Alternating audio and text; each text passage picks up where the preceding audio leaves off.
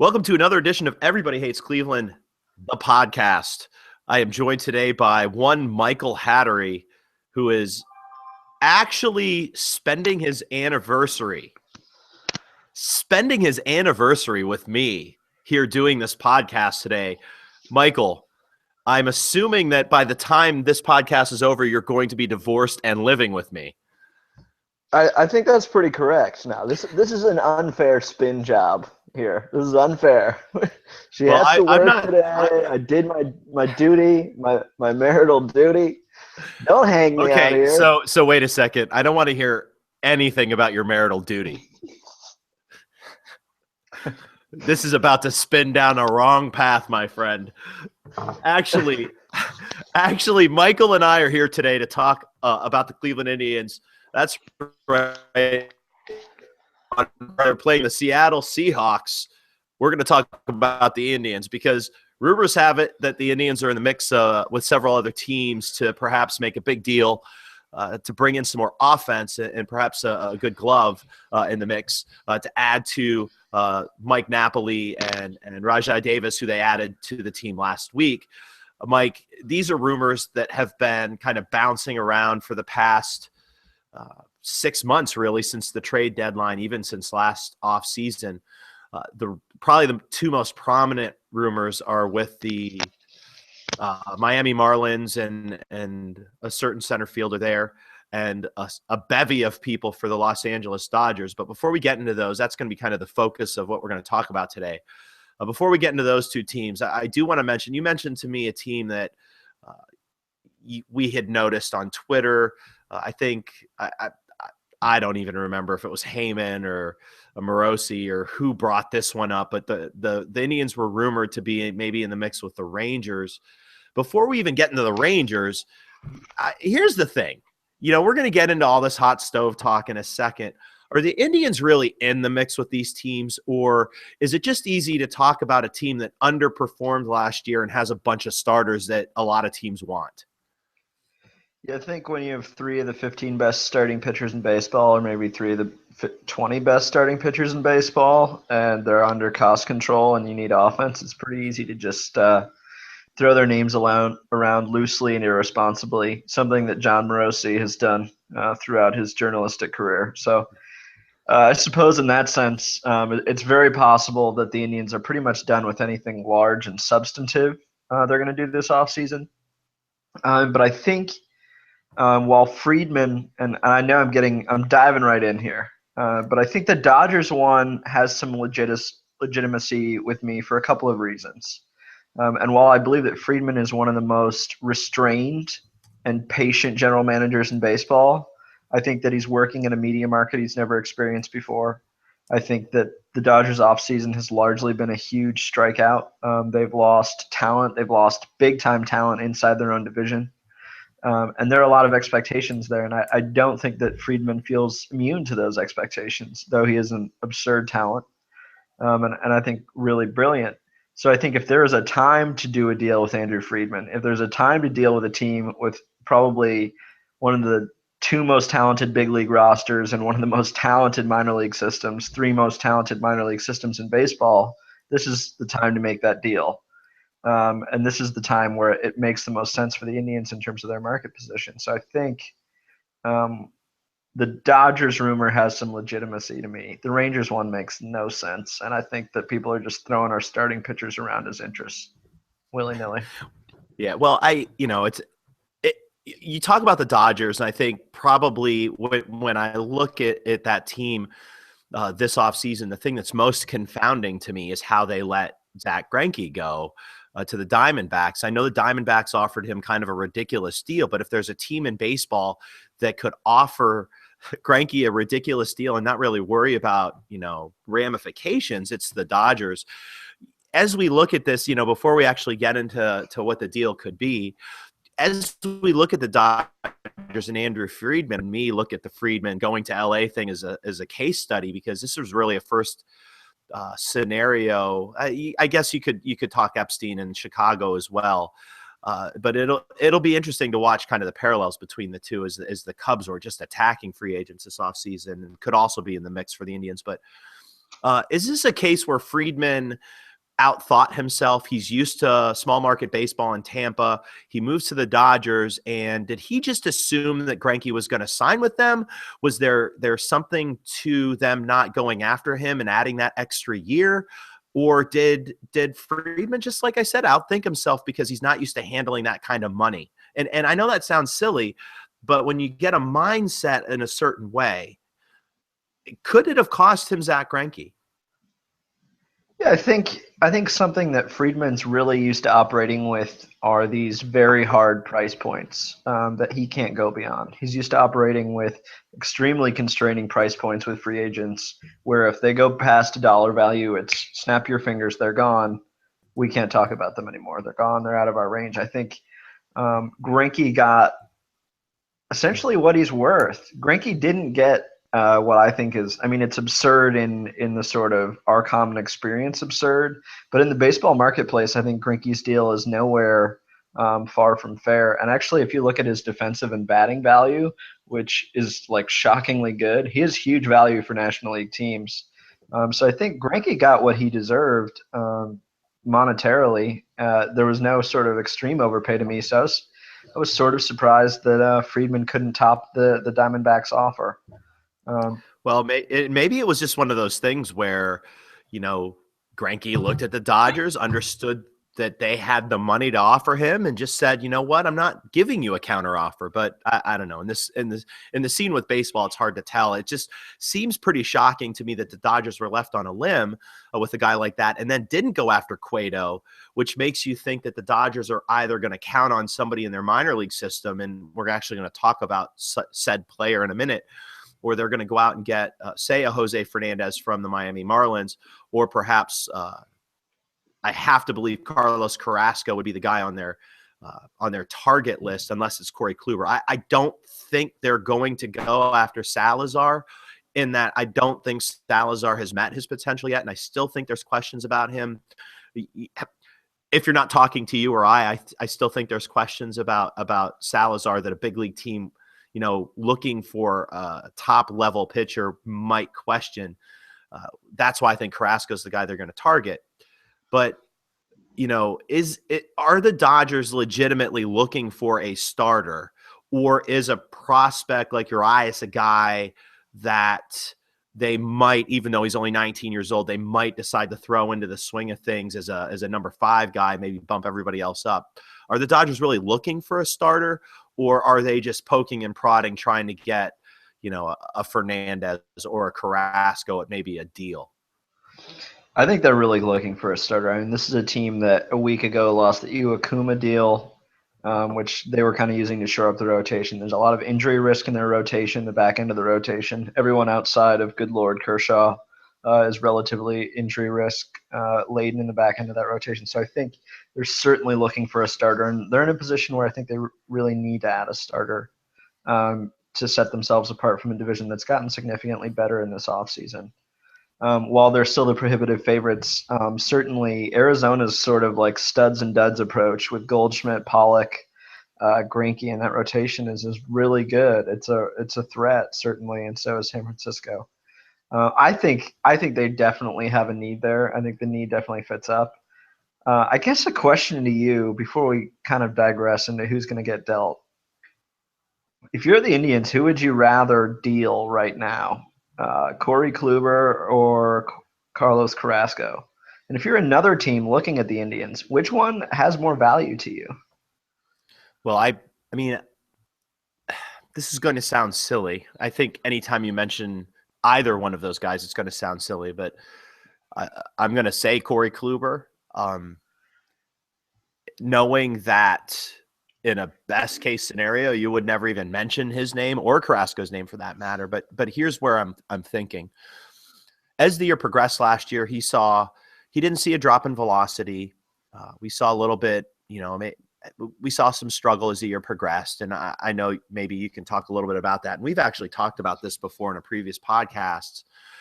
He's older. His salary's slightly more than Carrasco's.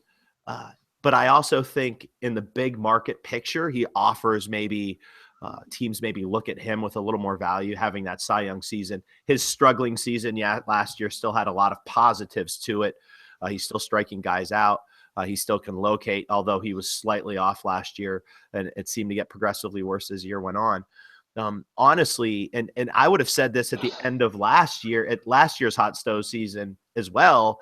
If I was going to trade a guy, it would have been Kluber based upon the value. And I know it's easy for Indians fans to kind of, go after people who say, well, trade the guy who just had the hot season. This isn't a typical trade, though. This to me is a move where the Indians are giving up an asset to gain perhaps more assets. I think, again, age-wise, if you look at the Indians front office, and I've talked about this ad nauseum over the past 4 years, the Indians, when pitchers get to a certain age for Cleveland, they look at them almost like the children of the corn. When you get to a certain age, they kind of get rid of you. And Kluber's starting to enter that realm. Now, obviously, we can talk about, length of use with his arm. I think he's got a lot in the tank left. This is not me saying I think Kluber is going to fall off a cliff or anything like that, but I think he's closer to doing that than Carrasco, who really hasn't thrown a lot of innings, especially considering the Tommy John surgery, and could have a lot more in his arm than even a guy like Corey Kluber. So if it's me, Mike, I'm going to say Corey Kluber, and I'm not just saying that as a shock jock sort of way, but I think there's some value there that maybe people don't see in Carlos Carrasco. If people don't do their homework, I think Kluber is the guy that I would deal. Now, I mean, we're talking about two guys who I wouldn't deal, period, unless we're going to get back a home run. So a lot of it depends on perspective and on who we're talking to and who we're going to get back. But if you were to say cold, who would you rather deal? I would point to Kluber first, thinking maybe he's more towards the. I want to be careful with this. That perhaps there's more question going forward. I think Carrasco is about to enter a 2 or 3 year window where he's going to dominate baseball. This is my opinion based on what I've seen over the past year. But I throw the question back to you, Mike, of the two guys. And I almost think this is a loaded question because I think you knew I was going to say that. Who would you deal first? I agree. I'd deal Kluber first. And I think it's the right methodology. I think we're looking at two people. Kluber's closer to the bad end of the aging curve. I like where Carrasco is on the aging curve compared to Kluber, and I think that productivity-wise, they were very similar last year. I think Carrasco has at least 3 more peak seasons in him likely. I think Kluber might have 1, maybe 2 more peak seasons, and then not bad seasons. I think it's important to temper this, but I think peak Kluber could be gone, or Cy Young candidate Kluber could be gone at 32, and that's quite soon. So I think I completely agree with you. The contract is fantastic. We're obviously not encouraging dealing Kluber unless the King's ransom is given back. But I think ultimately I'd rather have a Carrasco-Salazar front end if I have to give up a starter for the next 4 years than a Kluber-Salazar front end. Just my opinion. But. So the follow-up to that, though, Mike, is this. While it may be in our heads, we think that the other teams value Kluber more than perhaps they value Carlos Carrasco. Is that the case? Are teams even asking about Kluber? And is it because they don't think the Indians will deal Kluber, or is it because they value Carrasco the same way that we do? Yeah, so this is definitely where I was going when I asked you the question. I think there's a really good case to be made that Carrasco's the best pitching asset on the Indians. And I think it's a really strong argument that he's the most valued throughout baseball. I think what we're dealing with Carrasco here is someone who's one of the 20 best assets in all of baseball in terms of trade value. When you marry contract with a top 10 starter, you have a truly elite asset. Ultimately, Carrasco's production over the last couple of years is something like, last year, something like what people wanted from Jose Fernandez in terms of marriage of contract and production. Now, obviously, Fernandez is significantly younger, which has value, but there's some arm issues there that are certainly concerning. Carrasco is a huge, huge asset. So I'm really intrigued what they can get for him. I think you have to receive. I'm also a fan of the following. I don't like giving up $1 for 3 quarters. I have no interest in that. I really don't. You can get 3/4 anywhere. You can't get $1. I don't like deals like that. I want a deal where I'm getting $1, likely getting $1 back, and maybe a little more, and $1 bill itself. I don't want 4/4 for $1. So I think the Dodgers set up well for the Indians in that respect. I think you can get a couple dollar bills back from them rather than Soler and Baez, who I'm really interested in. But right now, there are a couple of 50-cent pieces, and they're not dollar bills, and I want dollar bills. So that's where we go to, and there's been a lot of rhetoric now, and we can hear the Antonetti speak, both with Antonetti, of course, and with Mike Chernoff. We've been getting this quote pretty substantially from both. Antonetti has said it multiple times, and Chernoff just threw this one out as well, that we're not looking to deal Carlos Carrasco or any of our starters. However, we're listening to offers, and you hear that once and you think, well, this is what a general manager says. You hear it twice and you think, well, a couple of months apart, this is what a general manager says. You hear it 3 or 4 times and you think, you know what, they're getting offers. So here's the thing. You mentioned the dollar for dollar, maybe a little bit more. We were talking off air about Friedman and about what perhaps he would be looking for. And we talked about Billy Beane in particular, who seems to be looking for specific pieces for his team. Friedman seems to operate the same way. He did that for many years in Tampa. They are clearly looking for that starter, as you mentioned, Mike. So here's my question. The Indians have to hit a home run with this. And, we were talking the other day about this. This may have been yesterday or the day before. We were talking about my piece that I wrote a few days ago, and I was kind of looking at the Dodgers with a home run kind of swing. And I was focused on a guy that I think a lot of people think is an untouchable, and that's Kyle Seager from the Dodgers, who's a top 5 prospect, top 7 prospect, depending on who you look at, as the primary piece. And we can get into the ins and outs of the second guy in a second, but let me just start it with this. If the Indians make a deal with the Dodgers and they utilize a guy like Carlos Carrasco, they have to hit a home run. Seager is a question mark in the same form or fashion that those guys from the Cubs are. I know he's probably a better prospect. He looked really good with the Dodgers last year, but at the end of the day, he's a prospect. However, let me start this conversation with this. The Dodgers have a lot of pieces. If they start with a guy like Seager, who is a shortstop by trade but can play third base, this would give the Indians perhaps 6 to 7 seasons of Seager at third, Lindor at short. Would that not be the cornerstone of a playoff team, regardless of the pitching, especially considering that you're losing one starter and still have Salazar, still have Kluber, and still have, Tomlin, still have Anderson, still have a bevy of guys who are about 3 to 4 months away, maybe a year, who could supplement? Isn't this the cornerstone of a team that makes the playoffs every year? I think I want to say a few things too. I think that Seager has a small sample size of success at the major league level. He was really competent there. He was very comfortable, which are all really good signs to me. I think I'm not worried about his bust rate. I think that he, like Lindor, is someone with an incredibly high floor, and he also has an incredibly high ceiling. But he's someone who's a really high floor prospecting to me, in that his downside is pretty limited. Soler and Baez have huge bust issues because of their K rates. If those K rates don't get a little better, or the tools don't hide the K rates, they're busting. So I think Seager, first of all, is a lot safer. Second of all, I think I said Kyle Seager, and I meant Corey Seager. There's like 12 Seagers running around. I think they're all brothers and sisters and cousins and uncles, but I meant Corey Seager, not Kyle Seager. But I think what you said is really true. I think Corey Seager gives you the ability to tear down the window.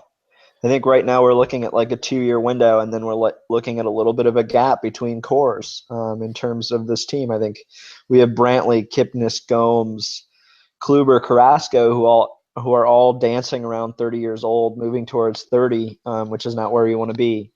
So we have this sort of aging core, and I think if you bring in Seager and anchor with Seager, you have this separate core now with Seager, Salazar, Lindor, and then Zimmer, Fraser in the next couple of years.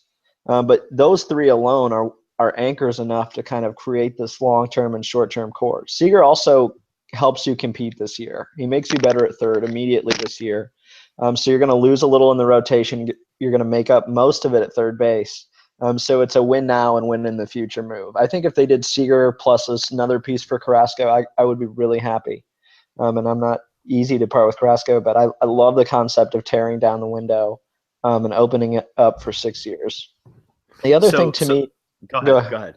So the one other thing to me too is why the Indians have to hit a home run with this deal. The Indians are in the best position of any team in the AL Central entering the season right now. They just are. The Royals have fallen back. The Twins aren't buying into. If you look at projection systems, the Indians are easily the best by about 5 wins. You can hate them. There's a lot of variance. Projection systems are built on variance, but the Indians are in the best position. So they're in a situation where they're going to contend next year. They're going to contend for a division title. They're going to at least contend for a wild card. And I know that's frustrating, but that's where they are. And they have this really good core. And so for them to make a deal with an elite asset, they have to win. And it's a good position to be in where you say, look, we're fine just going into next year. We can add with prospects at the deadline if we need to get us in a better position. And that may be where they want to go, especially a team that's had slow starts. If they have a hot start and then can supplement this roster with either Zimmer getting called up or dealing a Zimmer and Fraser if they're performing well at the deadline, I think that could set up really well like the Royals did with Cueto and Zobrist, being in a position and then pushing the chips in. So I think the Indians are in a position where they're in a really good position to contend. They have to be overwhelmed. There's not a bad outcome here. So then the question becomes this, and you know, we have had a habit in the past of overvaluing assets, and this is an interesting conversation in and of itself. But Carlos Carrasco, top 10 starter. I've seen projections that have him top 7, top 6, even top 5. I think he's going to get better, not worse. And of course, Friedman and Antonetti would be digging out of the same bucket of statistics here and projections as well. Carlos Carrasco and Seager are not equivalent, or are they? I mean, this can't be a straight up deal for the Indians, can it? I mean, you're looking at an established starter who for one full baseball season has been dominant. And not only that, has one of the most team-friendly contracts in the history of baseball for a guy at his level. So let's just kind of, before we dive into the other pieces of this trade, if it were to happen, these guys are not, I think the Dodger fan is going to say it's an equivalent trade. This is one of the top prospects in baseball. I think the Indians fan is going to say it's not a trade. You're looking at a guy like Carrasco, who, like I said, is an established guy and is cost effective. So my question, Mike, is, are they equivalent? Are we overvaluing Carrasco, or do we need more in this deal to make it something that we would do? I would say it's closer to equivalent than Indians fans would like to say, but it's not equivalent. I think that there are a couple of things, and this is going to sound really ticky-tacky, but starting pitchers and pitchers in general just have so much more injury risk than position players. So while you're saying, look, Seager has this bust risk or this sort of lower ceiling risk, you're also dealing with a guy who's 29, and pitchers have pretty large injury risks. You're dealing with somebody who's had some significant health risk in the past. You're dealing with someone who's had Tommy John surgery. So Carrasco is not someone without risk, which he's a tremendous asset. And I don't want this to undermine the fact that I think he is a top 20 asset in baseball. But there's some significant risk there. The other thing is that you'd get a little more control with Seager. So shifting rotational and pitching risk, arm health and injury risk to defensive players is something, or position players is something that's actually valuable to me. So I think it's closer, but I don't think it's a straight up. I think that it's Seager and something else. How substantive that is, we don't know. Now, the other thing that you and I have talked about, and I think this is what we're going to get into here, is if we approximate that there's a gap in value, and we both agree that there's a gap, though I think we probably disagree as to the size of the gap, what else can they get? And do the Indians supplement the deal to get something even more back for Carrasco? Do they throw in a Sheffield or a Fraser plus Carrasco for a Urias and Seager? Well, see, I don't make this deal unless I get a starter back who I think is going to eventually be in rotation. So as great as Seager looks to me, I don't make that deal unless I get Urias back. So that's kind of where I'm at right now. Do they need to supplement, and who do they need to supplement with? And I guess, see, here's where it gets kind of fun, because to me, as we talk about good fits and what the Dodgers may give up to perhaps get that starter that can push them over the edge this year and compete with two teams in their own division who have clearly improved their rotations. Do you give up a future starter who could be great, but is only had a taste of AAA, but who's dominated in every other level and is only 19 years old, for a guy who is currently 29 years old, has dominated for a year at the major league level, and was a former number one prospect himself, as well as another top 10 prospect who's going to be the cornerstone of your infield for a long, long time? Is that a deal that you're willing to make? I don't know. I know that they are balking at doing a very similar sort of deal to the Marlins. Of course, the Marlins want more than just those two guys. They want Peterson as well. So you're looking at a team like the Marlins who's trying to get a starter in center, a starter at short, and a future starter for a 23-year-old Jose Fernandez who has spent part of the past 2 seasons rehabbing from Tommy John / shoulder surgery, both of those surgeries. This is no knock on Jose Fernandez. He's spectacular, don't get me wrong, but there are certainly questions there for a guy who's about to enter his arbitration years. So I guess my counterbalance to this is simple. I don't think that any team in their right mind in a bubble make the deal for Corey Seager and Urias for Carlos Carrasco. However, if you're the Dodgers and maybe you're Friedman and your back's up against the wall looking at your division, you're spending all this money for this team and you need another starter and not just another guy, you might consider it. Now, should the Indians throw something else into this deal? Perhaps. And perhaps if you're getting a Seager back, you're more willing to give up a guy like Zimmer or a guy like Fraser, one of the two. Or maybe even snake down a little bit. And since you're going to get a guy like Urias, and I think we talked about this before, give up one of your younger starters who have the same similar capabilities. We got a couple of guys that are a little lower, or a Clevenger who's actually a little bit closer, who they could possibly throw into the Sheffield is the other guy I was thinking of, the lefty. Who's obviously going to start the year in high A further down. But perhaps you throw that kind of guy in to maybe sweeten up the deal. The question I have is I don't know, who is the counterbalance? Could the Dodgers just do the deal straight up for those two guys for Carrasco? Well, I think that deal would already be done. So what is the price? What else do the Indians have to throw in? So first of all, Mike, obviously, I know we've talked about this. You think that's way too much value that the Dodgers would be giving up. Is there a scenario where that could happen? Could Friedman's back be up against the wall a little bit? Or what would the Indians have to toss into that deal to get it done? I think you really tagged it right. I think that if Seager and Urias were on the table for Carrasco straight up right now, I think Carrasco would be wearing Dodger blue, probably. I would love that deal. We both would love that deal.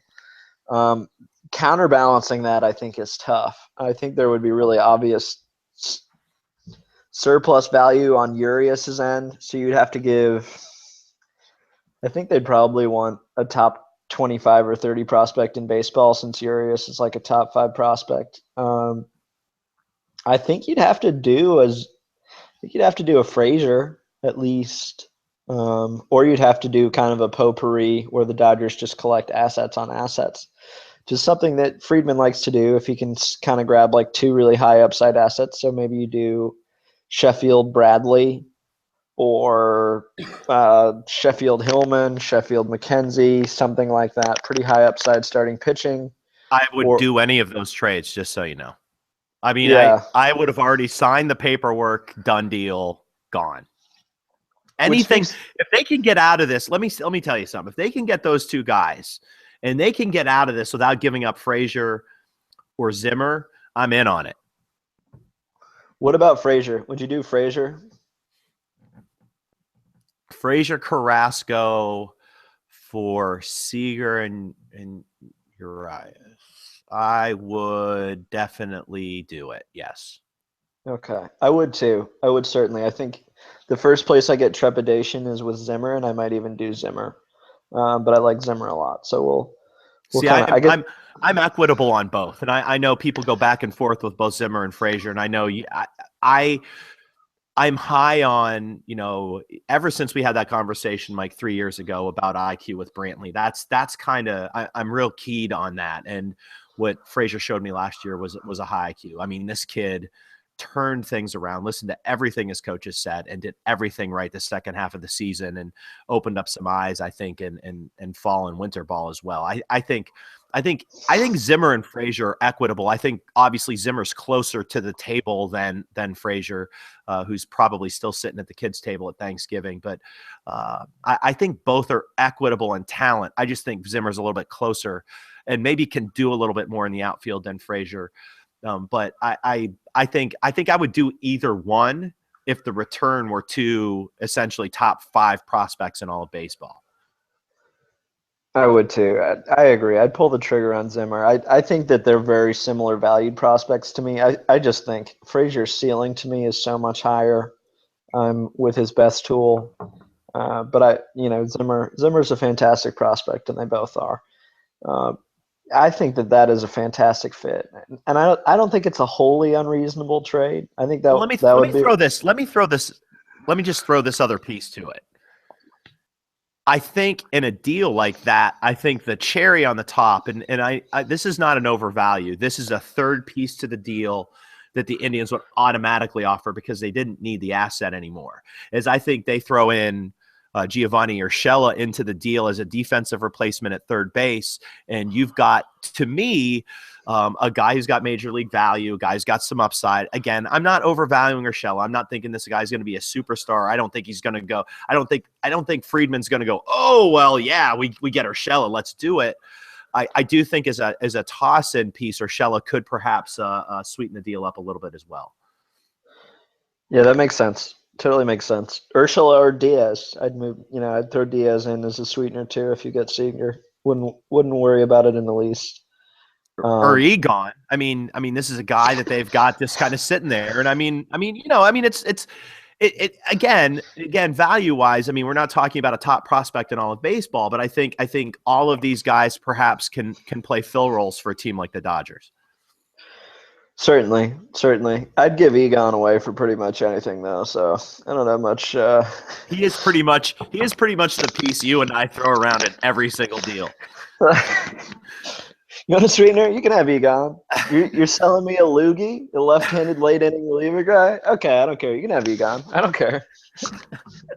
So I don't know. I mean, I don't know. At the end of the day, Mike, I guess the question is, does this deal get made? I kind of get the feeling that if there's going to be something that happens here, it's going to happen between today and July 1st. I'm not saying nothing could happen afterwards, but I get the impression are listening to offers as we speak, trying to get stuff done now. They obviously made a lot of moves last week, the tail end of last week. I think they want to head into the new year knowing what they got. I think Francona wants to know what's going to be on the table. I think they want to know what's going on. I think the first of the year is their date. It seems to have been their date in the past, minus a couple of moves. The Bourne move comes to mind, but it seems like most of the stuff they do tends to happen by the first. If it's going to happen, do you think it's going to happen soon? Yeah, I'd expect next week and a half, 2 weeks. I mean, maybe spill over a little into January, but I don't think it is great for you when you're operating and making deals once you get to spring training or near spring training. I think it's tough, especially if you're going to do a deal where you're moving for a guy like Seager or Urias or really young parts. I think it's bad to sort of try and integrate them kind of in a muddled process. So I'd expect if they want to get that done, they'll get it done soon. So let's just get this other guy out of the way. This is a guy I think both you and I wanted at one point or another. Is Puig off the table for you, or could he still be in the equation? Puig isn't off the table to me, but I think he's worth less than Salazar right now. Like, I think you have to throw in a sweetener with Puig. Maybe not something heavy, but I think Puig for Salazar straight up, I'd rather have Salazar right now. And I love Puig. I love the upside on Puig. He's got way more than Ozuna, who we're going to talk about soon. But I think Puig is in a weird spot. He has some serious off the field concerns, though the Miami club fight or whatever seems to be somewhat fraudulent. There are some concerns there. And Puig to me is not worth Salazar straight up. And if you want to do him for Carrasco, it's going to be Puig plus something big. So this is where things get interesting for me, and this is kind of a good segue into the Marlins. But could this be a situation where maybe Antonetti has been looking at Puig? You know, we kind of assume that they were looking at Puig at the trade deadline. Could this be something where Antonetti's holding his cards close to the vest, and he's talking Seager, he's talking Urias, he's talking any Jock Peterson? Could they be talking high value trade pieces right now, and then at the end of this conversation Antonetti say, well, what will you do for Puig? Could they? I mean, and it sounds silly, but the Dodgers bring in, Trace Thompson, who can play in the outfield, has some upside. They obviously have a logjam of outfielders out there right now. Could this be a scenario where they end up getting a guy like Puig or a guy like Ozuna as we head towards the Marlins for something a lot less than one of their big three in Kluber, Carrasco, and Danny Salazar? I mean, could this be a deal where hey, we could give you Cody Anderson, who is a young guy who Andrew Friedman wanted in Tampa, who Andrew Friedman drafted in Tampa? Could they have an Anderson Zimmer deal or an Anderson Sheffield deal and bring in a guy like Puig without giving up a big three? I mean, wouldn't the Indians be crazy to do that, or are we crazy even considering it? Yeah, I think that's a fair deal. I think the Zimmer and major league starter is a fair deal, and I think that's something that fits for them. They have a lot of outfield talent. If you're not dealing Peterson, and there's someone who, if they want to move on from Puig, if they think that's right, they're not going to get. First of all, he's coming off a down year, so that suppresses his value and projection a little bit. And then you obviously have the off the field stuff. So they're not getting dollar for dollar here. They're going to get 70 or 80 cents, and I think getting a lot of upside, clearing him could be value for them. So I think situation where we do Zimmer plus Anderson or Bauer or maybe another solid third piece, maybe a really good other minors piece. Maybe it's Zimmer, Sheffield, Anderson. I think that's a fit. One thing when we're talking about the starting rotation that's really interesting to me, and I keep biting on, I really want to know how TJ House looks right now, and what the Indians think of TJ House, because this is a guy who was positively exceptional, and not only in the results he got in his first season, but really also in what the peripherals indicated about him. He has a good K rate, and he gets tons of ground balls. And tons of ground balls in front of this Indians defense is a hugely valuable person. And Anderson, who we thought would get a lot of ground balls, is really just getting high 40s. When you talk about a guy like House who can get 55 to 60% ground balls and doesn't walk people, you have a really good third starter. So I think TJ House is someone who's really interesting to me in that this guy could be a really good major league pitcher. And we haven't heard much about him in the last few years, since his injury issues this year. And I'm curious how the Indians are valuing him. I'm curious how they're going to use him going forward. And I'm curious how that impacts the front end and back end of this rotation in terms of what they use them for as assets. I think if you buy into House, that makes Bauer really movable. And I know we rip on Bauer, but 3 years control, league average pitcher, that's valuable. He's cheap. That's an asset. Well, and as we look at a guy like Seager, and we didn't even really talk about defense here, and we talked about this off air a couple of days ago, Mike, you bring in this kind of defense, and you look at a defensive infield that potentially has Napoli, who's a plus defender, Kipnis, who has seemingly kind of turned the corner and is average to slightly above average if he's healthy, and then Seager, who is an exceptional defender, and Lindor, who may be the best defensive shortstop in all of baseball. You have these four guys on your infield in 2016. A guy like TJ House, if he's healthy and if he's pitching well and locating, that makes him excessively valuable, doesn't it? Yeah, I think, and I mean, House just makes so much sense with this defense. The real concern to me is like guys like Anderson.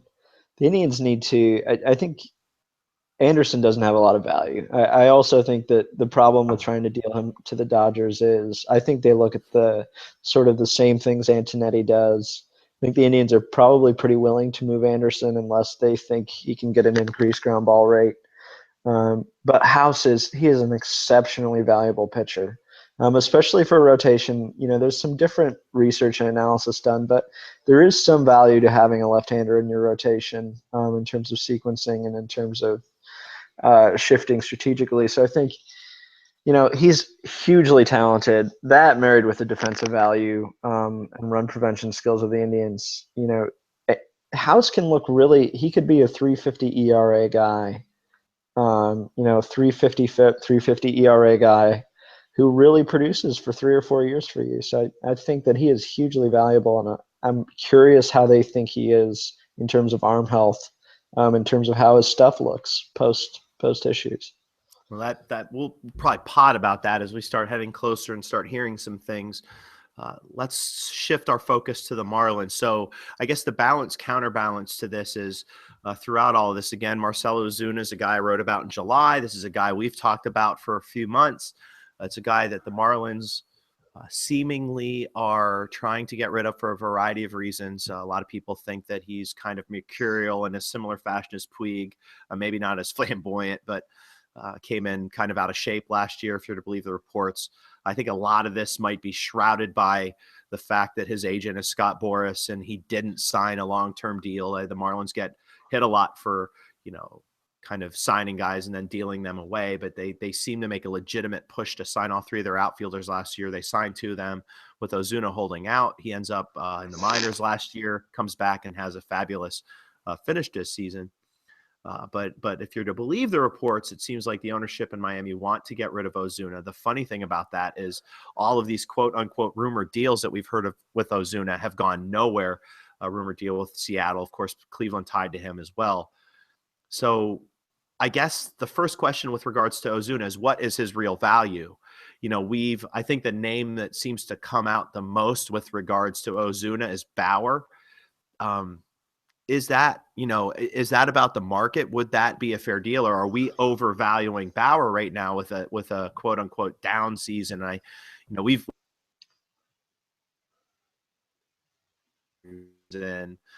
is he valuable based on contract, based on arm, based on age? Ozuna, what is he really worth after really a down year for much of the year, out of shape? Boras is his agent. He is under contract. He's arbitration through 2019.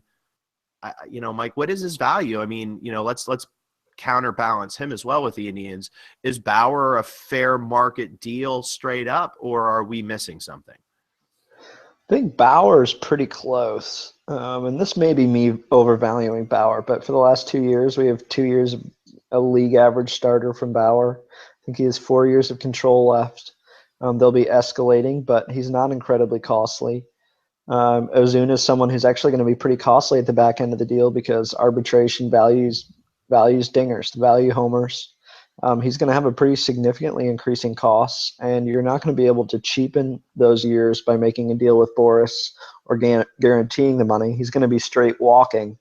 after those years. So I think Bauer is probably a pretty fair piece for Ozuna. I think maybe you do something ancillary on the side, but I don't even think it's that substantive. I think it's less than Naquin as a throw-in. Uh, I think it's like a James. No, it's a pre-collapse James Ramsey type asset, or a pre-collapse Eric Gonzalez type asset, or I don't know what that guy There he is is. again, man. Egon keeps coming up, man. Come on now. Anybody I feel like wants it. we gotta send the guys a present or something. Maybe we should send them some flowers. Just to let them know we still love them. Did we ever love them? Okay, No. I'm sorry. I digress. All right, so okay, the Marlins are trying to sign D. Gordon to a long-term deal. Is Ozuna really on the block here, or is he a guy that people just assume is on the block? Again, kind of like the media kind of pushing one of the big three Indian starters out there to be dealt. Is Ozuna just a guy that when you sit back and you look at the Marlins and you look at Scott Boras and you look at a guy who came in 15 pounds overweight, like 45 to 50% of all baseball players don't come in 50, a little 15 pounds overweight. I'm pretty sure most of them do. But is this just a case where people are looking at Ozuna, remember the rumors from the trade deadline, and are just assuming he's on the block? Because there really hasn't been a lot of Ozuna news. I mean, it's just a lot of rumblings from a lot of media. I don't think so. I think that the Marlins, I just don't believe that an owner can actively criticize a player and then wish to enter the next season with that player on the roster. And we can sort of, I think that there is a gigantic smokescreen where the Marlins act like they intend to go into next season with Ozuna as a starting outfielder. I just don't buy that, because I don't think it's healthy organizationally for them to do that. I think they probably recognize that. I think when your owner multiple times publicly criticizes the player and shows public interest in moving the player, I think that's really bad signaling. Now, what do they have to do? They have to kind of prepare themselves for the fact that they haven't gotten the deal they wanted yet, that they want to move into next season, that they might have to move into next season with him if they really don't get the offer they want. So they have to act like he's not on the block any longer. They're comfortable moving into the season with him. They expect him to be productive. To me, that's all a smokescreen. I think if you're buying that as them changing course, I don't buy into that. I think that they're doing things that any organization has to do when they have a talented asset that they have to sort of move forward with. So I think that he substantively has been discussed on the block clearly, publicly by ownership. And then the shift to me is something that's pretty small insofar as I don't really think that they actually intend to keep him moving into next season. They may be stuck with him. I think it's very possible. I laughed earlier, partially because you talked about Antonetti asking for Puig after all these other things, but I think Puig is like that guy you're trading Matchbox cars with. And it's when you're 5 years old and he's really annoying and he holds on to his assets and he never makes a mistake, and you're constantly begging him for that one car that you traded him that was your dad's from when your dad was 5 years old, and you can never get it back. But Antonetti is petulant.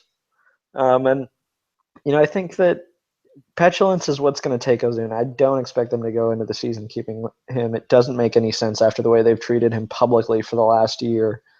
It doesn't make sense for him. I wouldn't go into camp. I wouldn't expect a player to be productive when I berated him publicly. So I just don't think it's true that he's off the market. I think that they're just trying to recoup a little in terms of what teams are trying to deal for him. I think they're trying to raise his value by acting like he's not on the market.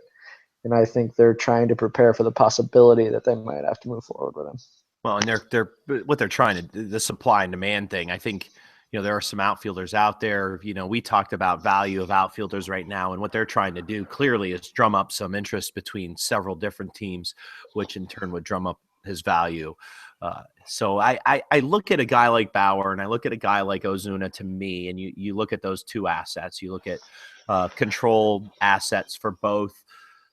Ozuna has less control, but still, you get a guy like Ozuna. He's a guy you immediately can put in center field. He can play right field.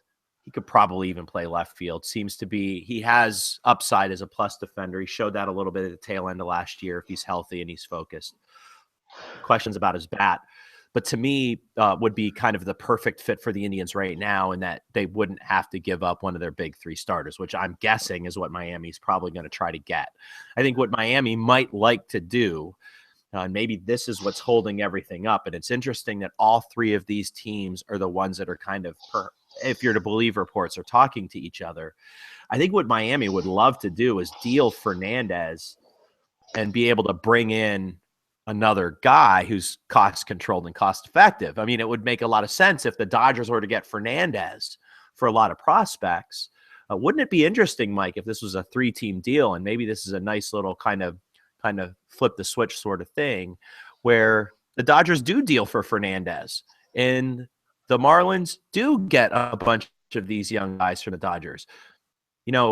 It's conceivable that they want all of these youngsters to perhaps entice the Indians in to give something up too. Could we see a scenario, Mike, and I don't mean to throw a curveball, it's kind of popped into my head, and I've been talking about a 3-team deal with these guys, but could we conceivably see a situation where the Indians do trade one of their big three to Miami and they end up getting a Seager from them, maybe with an Ozuna?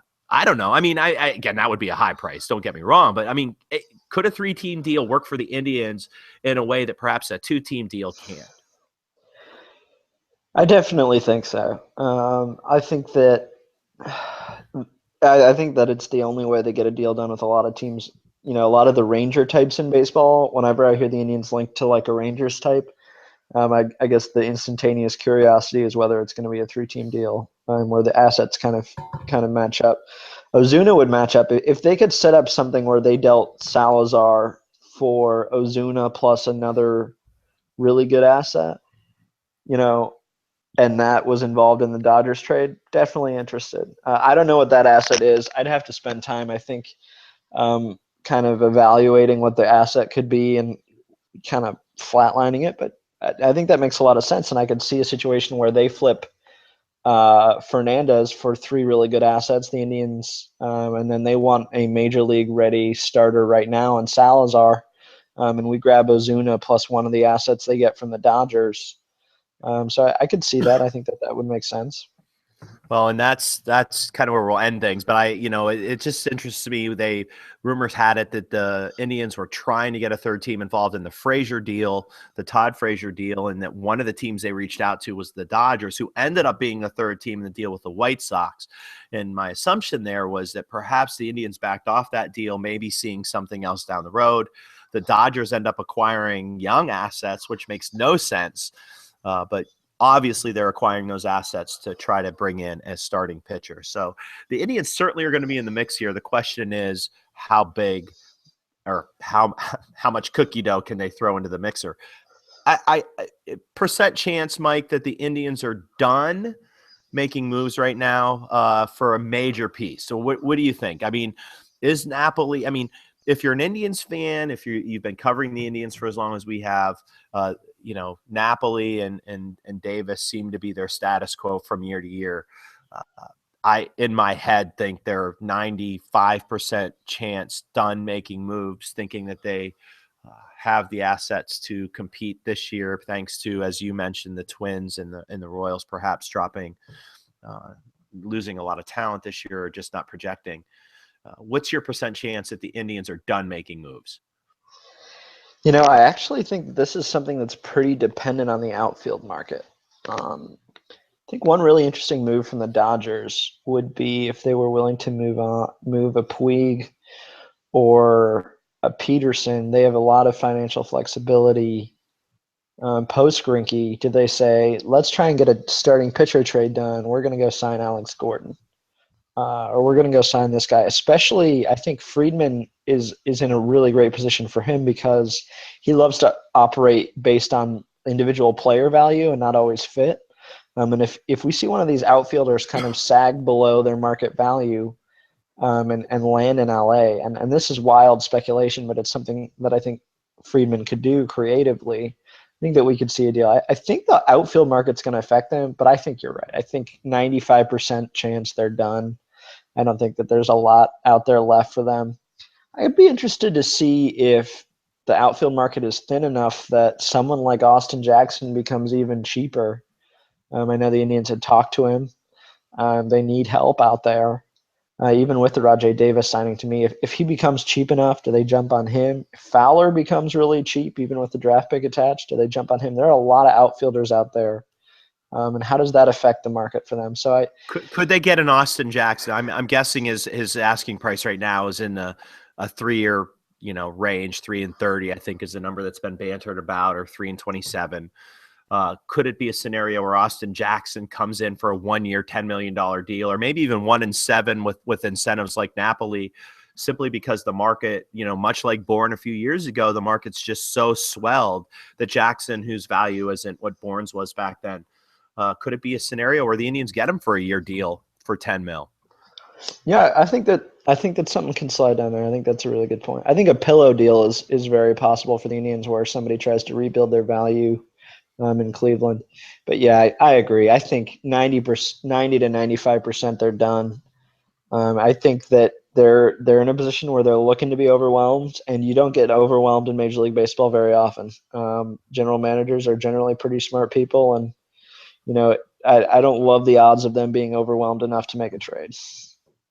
Well, there you have it. I tend to agree with you. I think that we've got a 10-day window here where things could get interesting. We shall see where things go. I do have another podcast in my head, Mike. We do probably need to talk about the Chicago Cubs assets. Theo Epstein looking to win the World Series this year, and burn down all of baseball's thinking is Epstein could be the architect behind the Red Sox and the Cubs ending their years and years of misery. I percent chance that Epstein wins with the Cubs and then comes to Cleveland and wins with the Cleveland Indians. Sorry, I just had to throw that out there. I wish it was higher than it is. All right. Well, we're going to end there, Mike. I'm going to let you go, and I'm either going to try to con you into another podcast because I actually have another topic in mind that doesn't involve baseball. But I know your wife's working. I know it's your anniversary, and while I'm honored that you're spending your anniversary with me this afternoon, you probably should get off this thing and at least pretend that you're getting ready for something, even though you had your anniversary night last night where you performed your manly duties. I meant like going to dinner. I don't know what you're thinking. All right. With that said, do you have anything in mind that you're going to be working on this week? Christmas. I'm gonna write about Jose Ramirez this week. I have a piece that I've been writing in my head for a week, and the Mike Aviles to Jose Ramirez upgrade. That's 2 wins, folks. That's gonna be the article, but it's gonna be extensive. But it's really gonna equate to, hey, Jose Ramirez made us way better, and we didn't even notice. You had me at J-Ram, my friend. You had me at J-Ram. All right, we're going to close up shop here. Thanks for tuning in to us. We got a big day in Cleveland sports. Kyrie Irving is returning for the Cavs. Johnny Manziel is putting up his wares against the Seattle Seahawks, which could be fun. And I don't know. The Indians aren't playing, but I wish they were. On that note, we're closing up shop. If we don't talk to you by then, Merry Christmas to everybody, and go Cleveland.